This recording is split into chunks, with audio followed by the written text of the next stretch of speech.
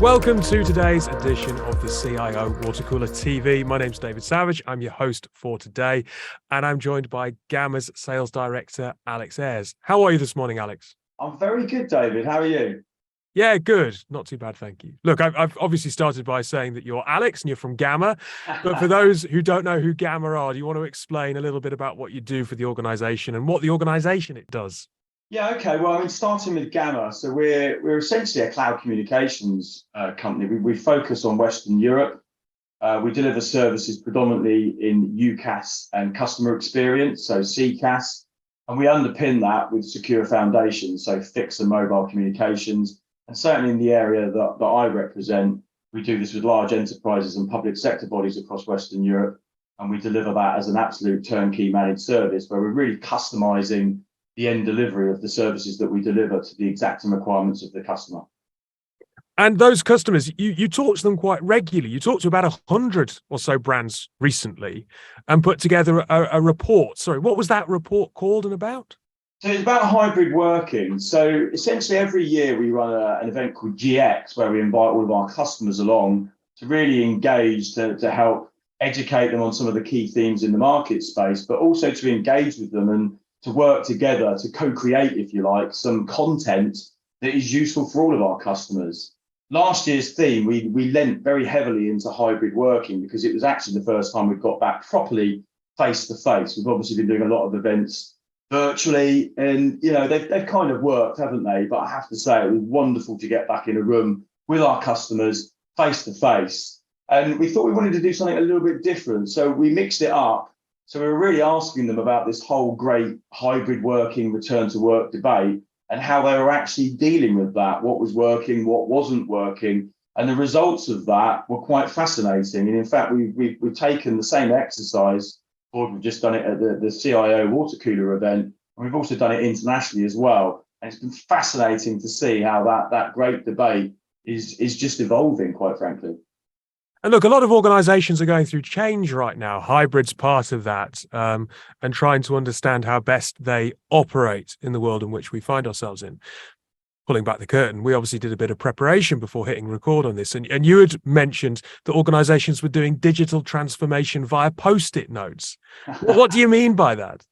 Well, it was actually a reflection of the event. I think we've been doing transformation via Post-it notes for a very, very long time, isn't it? And I know whilst we've all switched to digital channels and digital applications, and there's obviously digital applications to replicate that feeling of Post-it notes. But at the event, we decided to do a mass Post-it note session, which I know is quite ironic because we're talking about digital transformation here and new ways of working. And we used the medium of Post-it notes to actually facilitate that.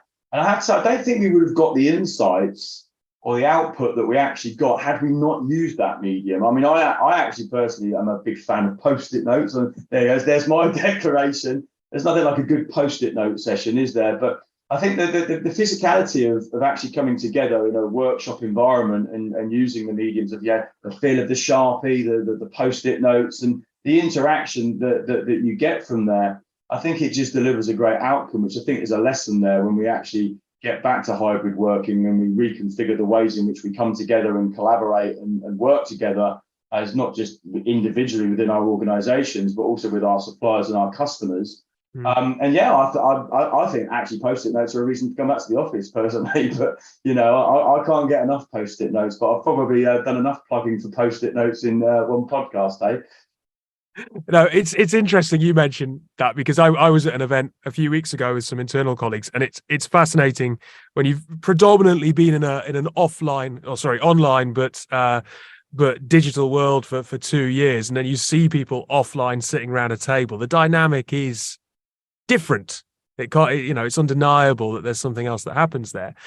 But I suppose that the really interesting insight here will be to see what your audience then with those Post-it notes came out with, and you threw it out to the audience, as you said, and the debate focused around talent, right? The idea of how do you know if hybrid's working for you focused very much on talent. Very much so, and I think it still does. And I think the interesting thing, we set off to have a debate around hybrid working. So we were asking the audience about what was working, what wasn't. What we actually uncovered wasn't just a conversation and a story about how we actually repurpose the way we work, but it was actually a way about how we empower our talent, how we keep our talent, how we attract our talent. And it was a fascinating debate about how, I think if we look about, we've had the war for talent, haven't we? Everybody's been looking for talent. Everybody's looking for, how do you grow talent? How do you acquire talent? But also, how do you keep talent? And what we actually found was that people were actually really struggling with how do they keep their talent productive.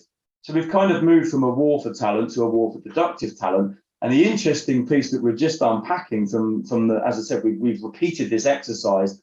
What the data is now telling us is this debate is now actually even going one step further, and we're now actually in a war for creativity.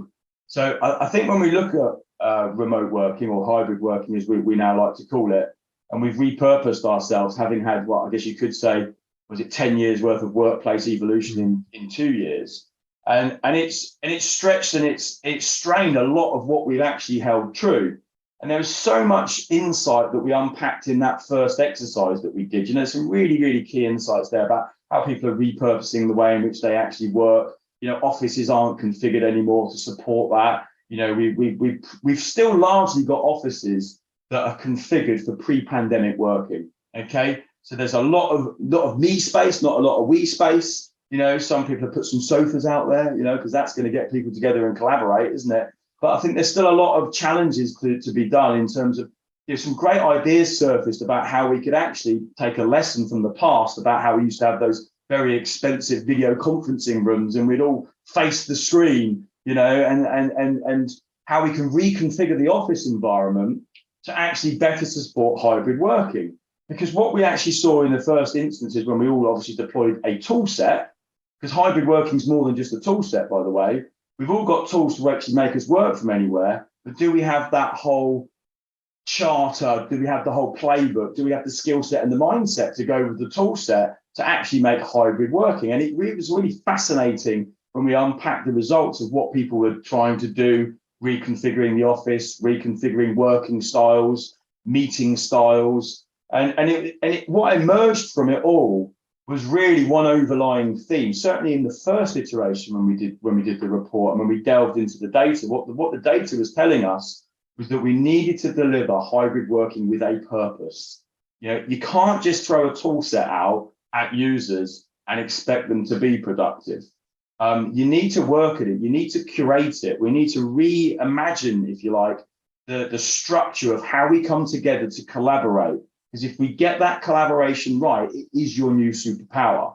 And as you can tell, there's a lot of information that we unpacked in there. And there's a report that clearly we've shared with the listeners from the CIO WaterCooler. And we're just actually about to release the next version of that, which, as I say, takes this debate even further and beyond just productive talent and into some other interesting areas. But just to pause for a minute, and I'll throw it back to you here, David. What one of the most interesting points that we did find is you almost feel that everyone's on the same page and at the same stage of their journey, and they're just not. We've got some customers that they're struggling to even define what hybrid working means for them, whereas you've got others that are quite mature in their thinking and their adoption of the tool set, and they have hybrid working charters. They've thought about their office environments. They've reconfigured them. They're even thinking about the meeting styles that they do, whereas others have barely got tool sets that they can rely on. Because you've got to remember when the pandemic hit, which clearly kicked all of this off, people just grabbed whatever they could to communicate and collaborate. Tools like WhatsApp became a business tool overnight. So I think we still got a lot of work to fortify the foundations that's going to make hybrid work moving forward. I think there's a lot there that people will go, yep, I recognize that. If you don't mind me asking, though, the direction that creativity took you in, was that something you expected from that session? No, it wasn't. And it actually has only come out since we've redone the exercise. So we're on the third iteration of having done this exercise. We've done it in a European setting. We've obviously done it at the recent CIO WaterCooler, and we've obviously done it at our event. And this is the beauty of it. We're seeing an evolution of the narrative, and we're seeing an evolution of the challenge and the challenge that effectively businesses are now facing. So if we look at productivity, I think it's interesting because I think we've got a polarization when it comes to productivity.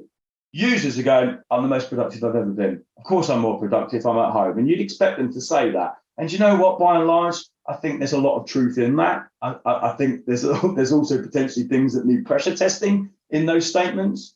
But when you speak to leaders, they don't share that same confidence. Yeah. So there's kind of almost like this productivity paranoia about are our staff actually being productive? I think we've gone through a journey where we've started to try and measure productivity based on activity. And I think it was probably the right thing to do at the right time. The more forward-thinking people, as we see in the data, that they're now really switching to more of an outcome-based approach when it comes to actually measuring that productivity. But when we actually look at the way in which we come together in teams and we collaborate, whilst I think we can say largely we are productive, are we innovative? Are we creative? And that is the nub of where this conversation has now landed. That's what we're now seeing in the data. It's a bit like saying that we can create relationships in person. Of course we can, but can you create relationships in a hybrid sense? Or I don't think you can. That you can maintain them. You can maintain relationships, and you can certainly maintain workloads, and you can maintain strategy execution. But that whole creativity and that innovation, I just, for me, it doesn't work in a remote and a distant sense. And the data is telling us that now as well. So the client group is telling us they're struggling when it comes to innovation and creativity whilst working in a predominantly hybrid and remote sense. And I think that is really giving us a North Star for how we come back to the office and how we repurpose the engagement of how we get the blend right between what we do remotely, because clearly we've got the tool sets to work from anywhere, but we still need to be able to come together to collaborate and work on really important, strategic, innovative and creative things, because doing that remotely, for me, it just doesn't work. So you've talked about the purpose or the need for purpose, and you've talked about the evolution of this debate and how that's backed up in the data. Let's try and pull this together. And I appreciate that's difficult, given that you have also described the fact that obviously so many different organizations are at different levels of maturity in this evolution. But if there were one or two key learnings or takeaways that most organizations can apply or start thinking about to try and help them along that journey, what do you think that would be? I mean, that is again a hard question, David, because of the context of different people being at different stages of their evolution. But if you wanted my answer as to what your point of departure should be, your point of departure needs to be, have you got a hybrid working playbook and charter? And that is more than just we've got a tool set to support a way of working that actually involves both remote working and in-person working.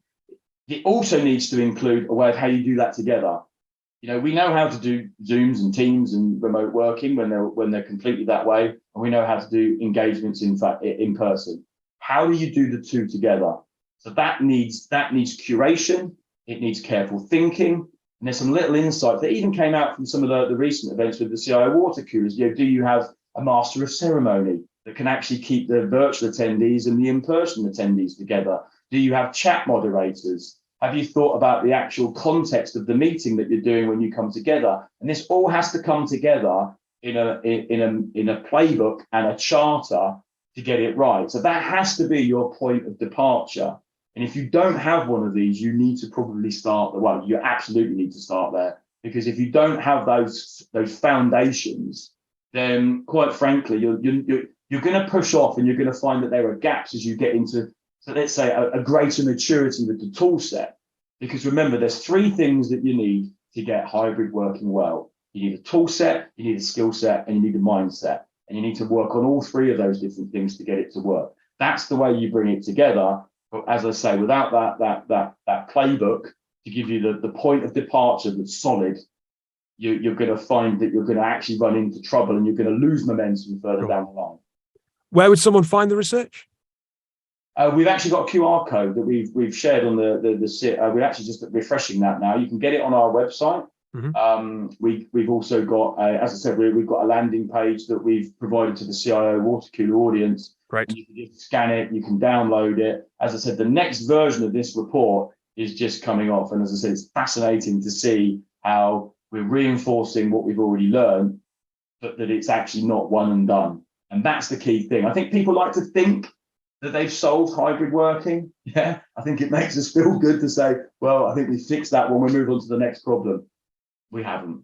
We haven't. You know, it's an evolving landscape, and certainly the bigger the organization that you get, the more nuanced it becomes. When you start trying to do this cross-border as well, that's a different set of challenges that you need to deal with as well. So it's certainly not something that's going to be going away quickly. But as I said, get your foundations right, and you'll be in good stead to move forward. And as I said, we'll continue to do this research, and we'll continue to share it, because for us, that was actually the reason why we did it in the first place. We just wanted to help people to basically repurpose themselves in this new way of working, and we just felt it was kind of, we just had this passion to just want to help people just get back to getting back on their feet and getting good business and enabling them. Of course.